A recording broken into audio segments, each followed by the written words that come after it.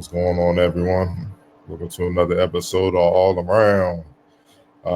In this special episode, I will provide analysis for the 2025 Baltimore Catholic League semifinals, which was a thrilling day to say the least. Some heavyweight battles between some heavyweight powers in the Baltimore Catholic League, all fighting to get to the championship.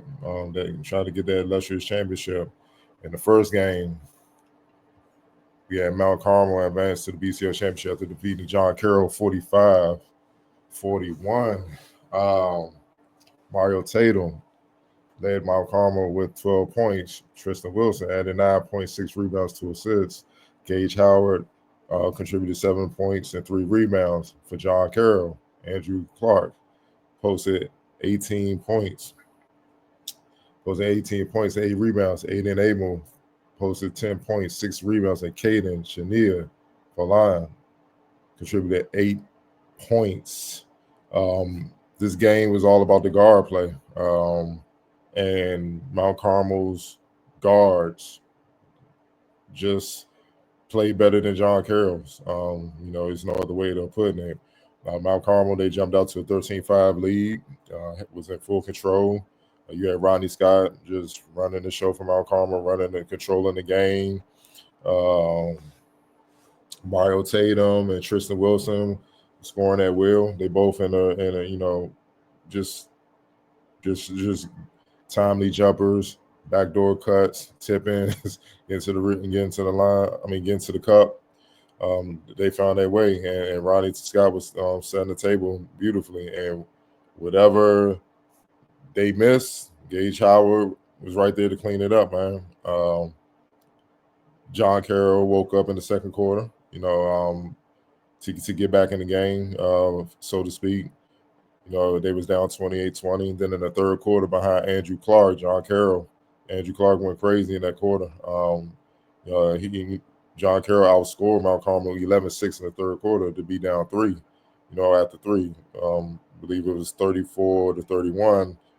But then they couldn't overtake Mount Carmel in the fourth quarter. Mount Carmel, again, guard play, just controlled the game and made timely plays defensively and offensively. Rodney Scott.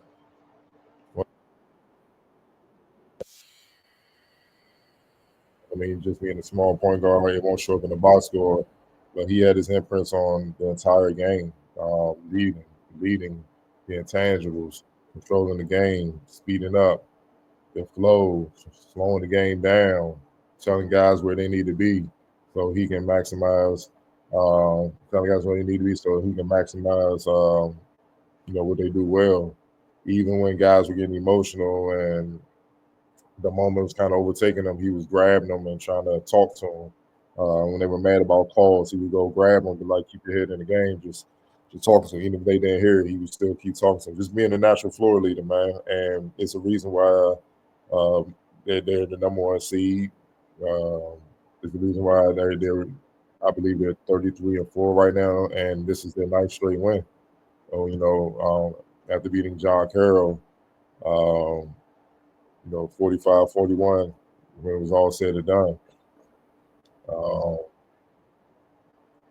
Mario Tatum was magnificent from the field, 12 points, 4 of 7, just efficient, 3 of 5 in the balanced attack. Tristan Wilson finished with 9 points, like I said, 6 rebounds, 2 assists. I don't think he understands how good he is. When he really, because at moments you can see he can get to it, but he would defer. I understand that maybe coaches want the balanced attack or whatnot, but when he really understands how good he is, he's going to be a problem. He can do it all, man. I was thoroughly impressed with his game. Gage Howard. Gage Howard was another one. He cleaned up, just doing the dirty work. 7 points, 3 rebounds, 2 steals.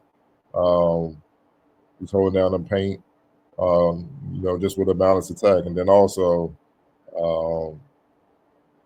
can't forget about Summerton here. 7 points, 3 for 6 off the bench. Led the way. He was huge. He outscored John Carroll's bench by himself. Seven. John Carroll didn't get points from their reserve. He scored seven by himself. So that was also huge in making sure that Mount Carmel kind of stayed out ahead, even with John Carroll finally made a charge. Thanks in large part to Andrew Clark, who did a little bit of everything. Game high 18 points, 8 to 13 from the field, 1 or 3 from 3-point range. Um, he's a talent, someone, 6'8", understands how to play, can do a number of things. Should be a number of programs trying to get him if they're not already on his trail, so to speak, man. But all in all, man, the guard play, that trio, Mario Tatum, Tristan Wilson, Rodney Scott, that's a tough trade. That's a tough trio to try to beat. If they get it done on both ends, man. And, it's hard to pick on the head. Mount Carmel had 7 steals. You know what I mean? And only 15 turnovers. And most of them was on the characteristic turnovers that got in the game. But he reeled it back in and made the right plays to make sure Mount Carmel stayed out ahead. And that's all that matters, man. He made the plays that needed to be made when it was really time down the stretch. All in all, tough battle. But Mount Carmel came out ahead in the first semifinal. However, in the second semifinal, that was going to be remembered. I'm going to go down the record books. DJ Ransom, Mount St. Joe's, with the game winning 3-pointer to lift Mount St. Joseph to the UCL championship. Knocked off second seed St. Francis, 58, 56. Ransom was unstoppable all game. Posted a game high 24 points and 8 rebounds. Whatever he missed, almost cleaned it up. 7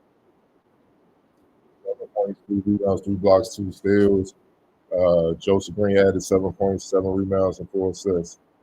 St. Francis led by Trent. I'm going to butcher your last name. Edgar Roland, 7 points, 9 rebounds. Terrence Jones III had 11 points and 4 assists. And Kamari Lawson, 9 points, 9 rebounds, 2 assists. We all know it's a legendary rivalry between these two. They back decades, especially recent memory under Nick Miles and Pat Flashy. They always kind of seem to be there at the end. Final Four, championship vying for the BCO. This was just the latest chapter in that rivalry, man, and an exciting game. St. Francis came out first quarter. They jumped on Mount St. Joe's. Led mostly by Trent. Trent was getting in and getting big shots. I added some shots as well. It was really because Mount St. Joe's was without no defense, and it wasn't guarding well. Let's be frank. St. Francis was good for the cup at will. Shot almost 50%. When they did shoot 50% in the first quarter, 8 to 16, they only 1 to 2 from deep. That's because he was getting in the paint. He was getting paint touches at will. But the second quarter, Mount St. Joe's woke up, started to guard the ball better, and B.J. Ransom started getting his shots, some tough shots. NBA, like college range, mid range, get to the cup. Transition, no hesitation. He saw daylight, knocked it down from NBA range. He was bombing the boys from St. Francis. And when they managed to cut the deficit to 1, Mount St. Joe's did, as St. Francis led 35-34. Ransom and Trent Edmond Millen, they were tied for 13 points apiece. Both had it going, obviously, for both teams. But the second half, fair, man. It was an extremely tough battle. Just who can one up, who's going to break first, in a sense. It appeared at times that Mount St. Joe's it was the one that was going to break, man. But at the end of the quarter, they will always finish the quarter strong. Uh, you know, they both shot 30% in the third quarters and the fourth quarters, but in that last quarter, the-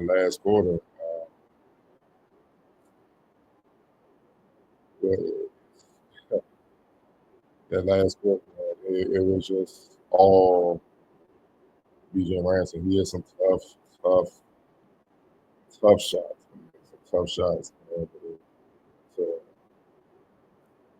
to keep them close. Uh, but then a controversial call late.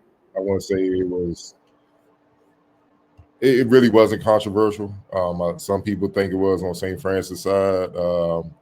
I believe I believe it was Kamari Lawson. He got the ball. He got the ball inside off a pass from I believe Terrence Jones. He went up and he made the layup, but as he was going through the motion to score, the shot clock went off while the ball was still in his hands. The referees originally called it a basket, but then they huddled up and they said, to a couple of referees, told the referee that said it was good, told him that nah, it was a shot clock violation.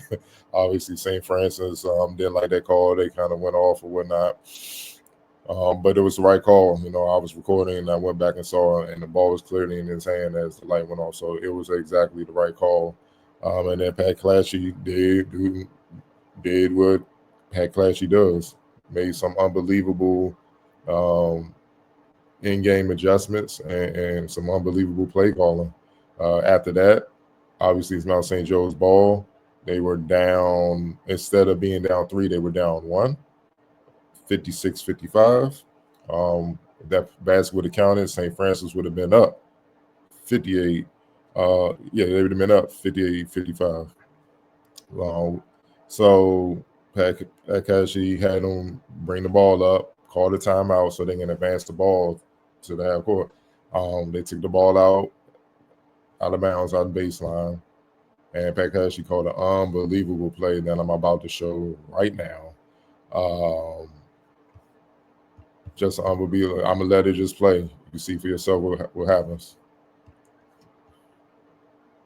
Unbelievable screen from Brandon Holmes, handoff, BJ Ransom curls, forced St. Francis, forced the St. Francis center to have to make a decision. Do he stay at home or do he go contest BJ Ransom? Obviously, he didn't make it quick enough. BJ Ransom got enough daylight. He knocked the shot down, game-winning 3 at the buzzer to, push Mount St. Joe's to the BCO title game, man. It was an unbelievable shot, man. And it kind of just capped off. It just kind of capped off an unbelievable game for Younger, man. It was his night, man. He was hitting some tough shots. No hesitation. He was on his game, man. 24 points, 9 to 16, 5 to 8 from deep. He was damn near flawless, man. Like, it's not really much you can nitpick to say he could do better. If you want to, he had 3 turnovers. If you want to just nitpick something, his pops is a long-time college coach. I'm pretty sure, his pops probably looking at him like, yeah, it was decent, but you could do better than that. You know what I'm saying? As most fathers would. As great of a game as he had, yeah, still another level you can go to keep pushing him so you stay hungry and keep elevating, man.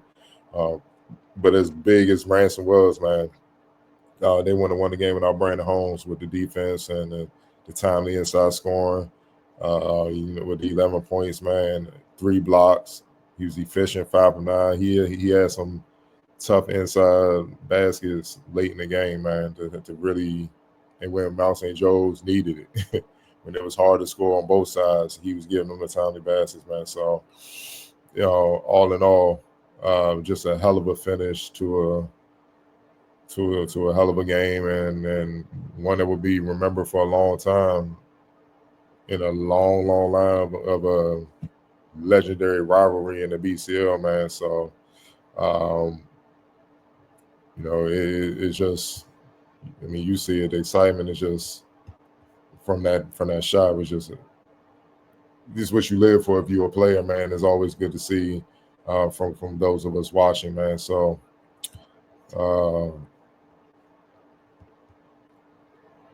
with that being said, this will be the second 6 seed versus number 1 seed championship matchup for the BCL title.